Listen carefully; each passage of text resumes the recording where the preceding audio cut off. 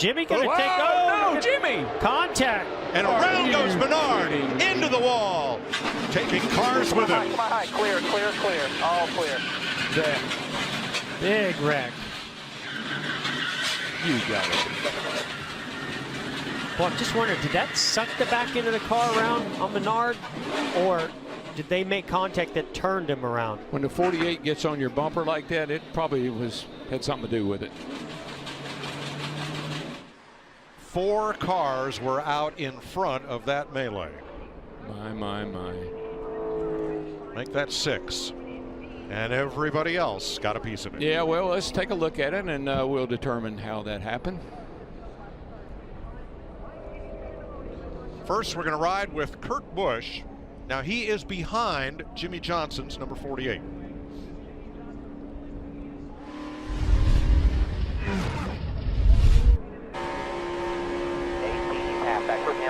Jimmy just got a run. Went to side draft the left rear of the 21 of Paul Menard. I don't know if Paul came down a little bit, but they got too close and hit. Paul never moved. It looked like it sucked Jimmy into him. I think he made a miscalculation there. Yeah, Menard comes off the wall a little bit. It just you know, a misjudgment. Yeah. And made contact, turned him around. Look at all. I mean, look at that. That's a wad of wrecked race cars. That's the world's fastest wrecking yard right there. Oh my gosh, Mike.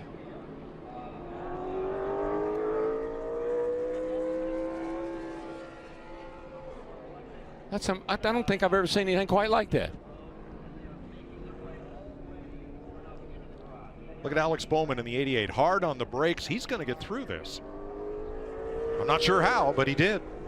Well, he's the only one. Yeah. Still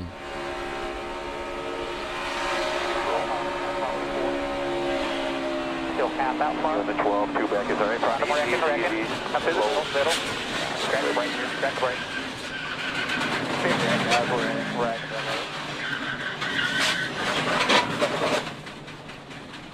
And we'll ride with Jamie McMurray next.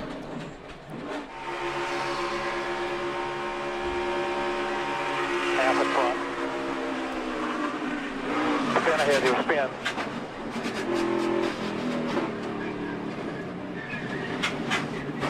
spin. Jamie actually made it through there. Yep. But unfortunately, got hit from behind. Daniel Suarez carrying our Fox visor cam. You know what you call that, Mike? That was a clash. Up high, they're up high. Up high, stay in the middle, stay in the middle. Come on down, come on down, come on down, come on down, come on down, you're clear left. We got into it pretty bad. Hold the brake. There's just nothing you can do. It's such a helpless feeling right there. You start to see cars turning sideways and smoke, and you're trying to slow down. Oh, he's going to turn the 30. Oh, man, he almost turned the 34 of it down. Great save by McDowell. Now, here we go. They wrecked again. Larson and Stenhouse. You won't believe how Ryan Preece shot the gap and got through there. I can't believe it. But you know what I can't believe? They wrecked again. I can't believe that. We'll have a great view of that, Mike, with that visor cam. Ryan Preece. There's your leader. Now there's your second, third, fourth, fifth play, and that's all the cars. This is the question now. Did McDowell get ahead of the 11? Artie, don't you dare give me another shot of that full moon. I'm over it. Oh, God. From the Goodyear blimp. We saw this, the last wreck that happened. The 22 and the 34 are bump drafting there. The 22 hooks them a little bit, but actually this wreck ended up happening because the 17 of Stenhouse dove to the middle. There really wasn't much of a hole there. Collects a 42 of Larson, the 4, knocks the 4 Kevin Harvick, Kevin he goes Harvick up the hill, hits the wall, and here comes the 13, gets into the 2, spins him around. Holy smokes. I thought the truck race that night, they had 6 trucks or 7 that were running at the finish. I thought, I'd never seen anything like that until now. Visor cam, Ryan Preece, this is the roof cam. Look at this. Check up, check up, check up, check up, check up. Woo! Hey, that's some modified driving right there. Now watch Stenhouse here.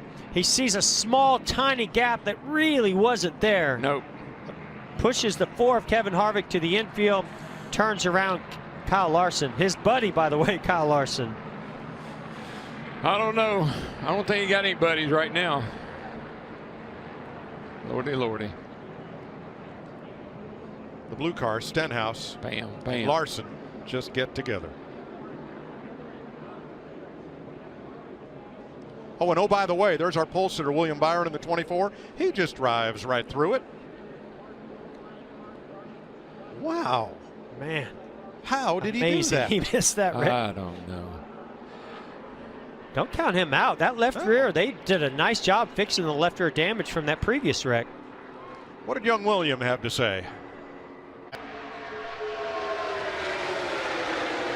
Oh, no, Benedetto! And everybody! Good. Oh, Are you kidding me? This is big. Wow. But it.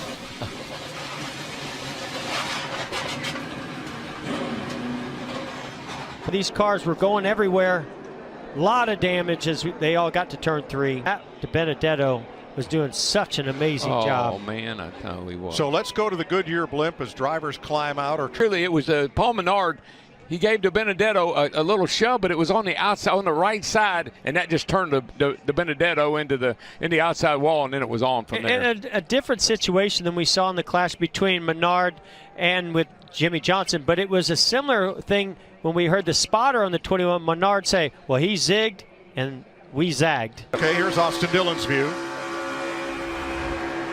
Still Bella 3 here. Still Bella 3. Spin it here, spin it. Yeah, we're in.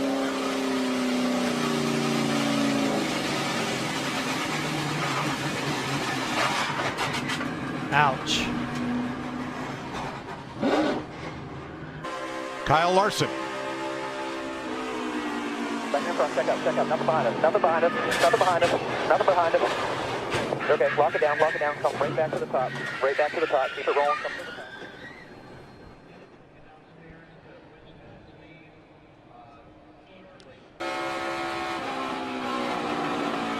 top. Ooh.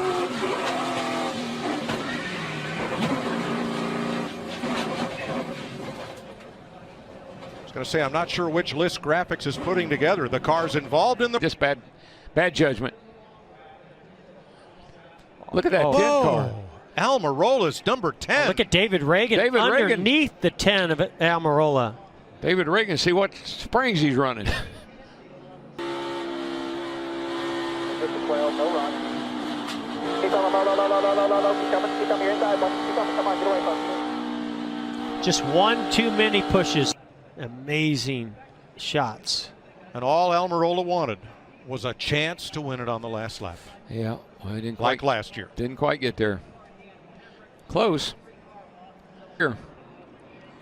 And then he collects Menard. Yeah. Logano just misses it, but the whole outside lane and half the inside pile up. And this is exactly what we were just talking about. At this stage in the race, you can start to taste victory in the Daytona 500. You want to see that checkered flag, and you'll do anything to get it, and you know you've got to be more aggressive.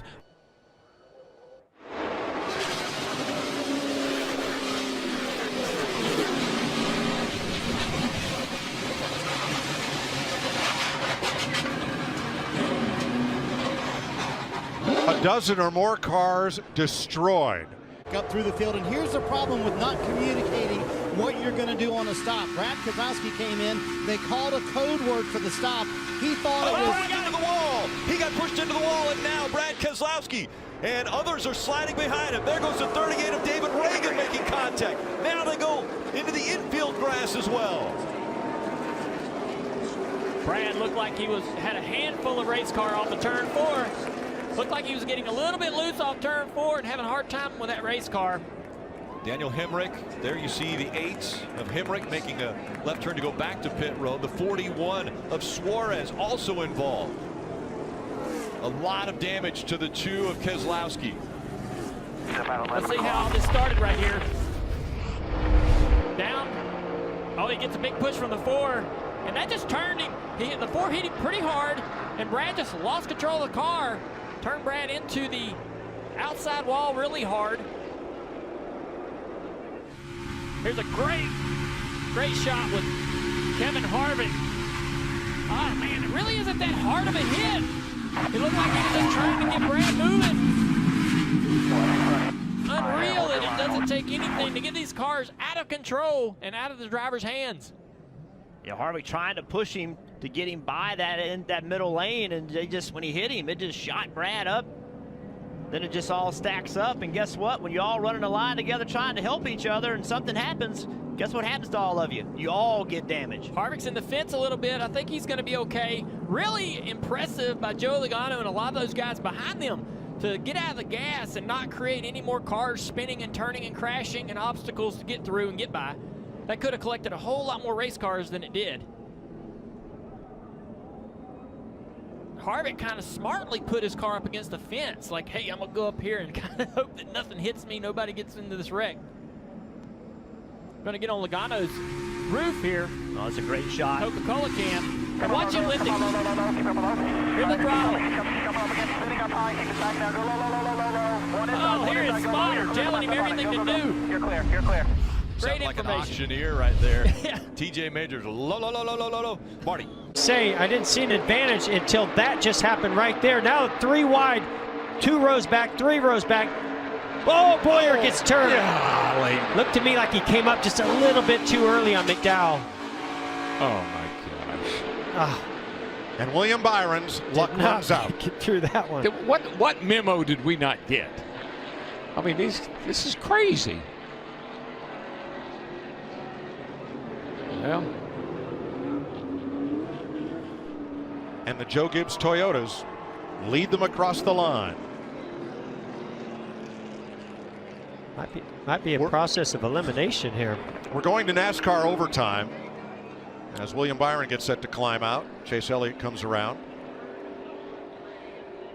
We will have a green flag, a white flag, and hopefully a checker.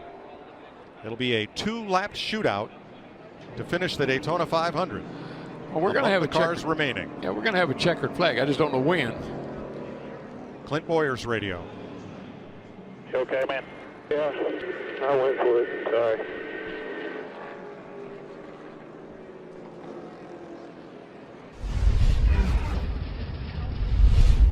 There's Boyer. Great move right here. Side drafts the 34 McDowell and 24.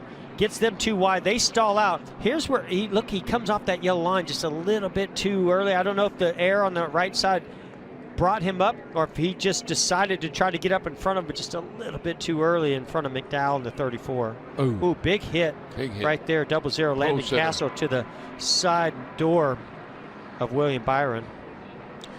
Well, let's ride with Brian Priest because you won't believe this, chapter 2. Keep coming there.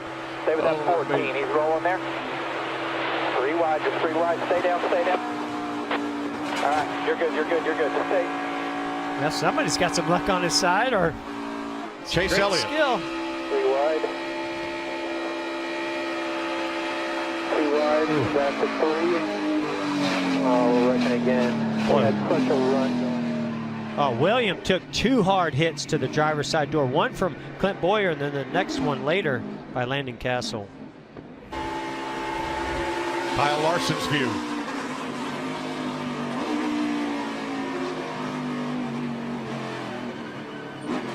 I love it. He's all the way down to second gear. Gosh. Oh, my Lord. I'd like to explain all this to you, but there really isn't an explanation for it.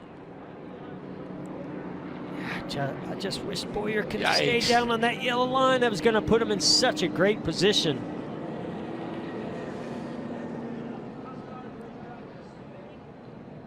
Jimmy Johnson in the 48.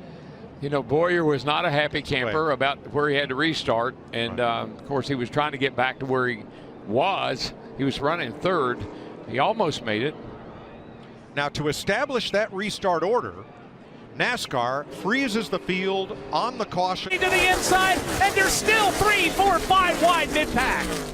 Oh, we got cars in the fence on the back straightaway. Kurt Busch hard in the wall.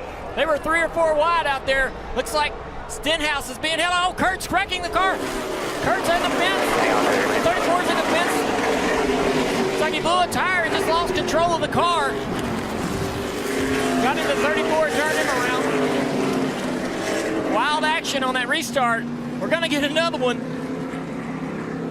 But it looked like those guys were 3 or 4 wide there and no room for Kurt on the outside coming off of turn 1 down there, Bagley. Not at all. We talked about the 4 and 5 wide nature, Junior. Well, they came out of 1, and it was obviously Kurt Busch on the short end of the stick, and ultimately Michael McDowell was swept up in that as well. And right now, Kurt Busch is trying to just limp his way back. Yeah, Kurt was in the fence and had a little damage, and it looked like it cut a tire down as he continued down that straightaway and then lost control. Let's take a look at it. We're on board, so we'll have some great shots of this. Monster Energy Cam. So here's contact with the wall, and that will cut the tire down right here, or yeah, either that or he just gets turned by the 17. I believe he had a flat tire as well, and that takes the 34 McDowell along for the ride. There he is. Yeah, so I think Stenhouse was the first one in the fence with all his cars side by side there. Not enough room. Yeah, Kurt Busch squeezing the 17 into the wall, and look at here, maybe the 17 a little angry with that. Turns him into McDowell. Almost flips the 34 car. That temper's flaring here on these restarts. I think we're going to get another one just like that. More angry drivers at the end of it. More angry than that? Yeah, I mean, this is for all the marbles right here, and this is going on in the back of the pack for whatever 20th, 25th place. So you can imagine how angry you'd be if you was up front and this went on. Well, the 41 of Daniel Suarez also receiving a penalty for a restart violation. Still middle 4 right. Still 4. Still 4. And the issue there is you can't lift. Still inside. You know, with the way the rules are, if Kurt lifts for what's happening around him, he's going to lose so many spots down this next straightaway.